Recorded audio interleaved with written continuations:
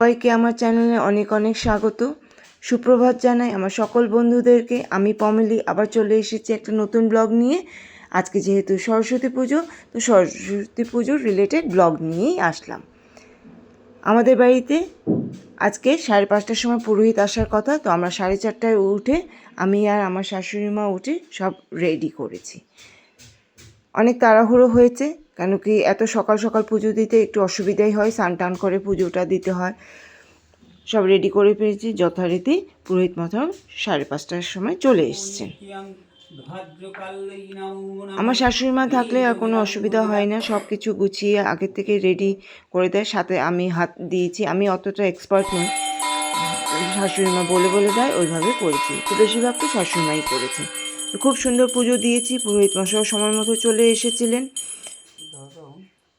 অঞ্জলি নিলাম 3জনে মিলেই। এই সাদা মালাটা আমার শাশুড়ি মা করেছে আমার গাছের ফুল দিয়ে। এইভাবে আমার পুজো সম্পন্ন হলো। সকাল সকাল পুজো হয়ে গেলে বেশ ভালো লাগে মনটা। তারপরে চলে আসলাম আমরা ছাদে। দেখো, ছেলেকে সকাল সকাল উঠতে হয়েছে, সেটা উঠে পড়েছে ঠিকই, কেন কি ওর জন্যই তো পুজোটা করা। এখন যেহেতু আর আমরা তো পড়াশোনা করি না, ছেলের জন্যই করা, তো উঠে পড়েছে।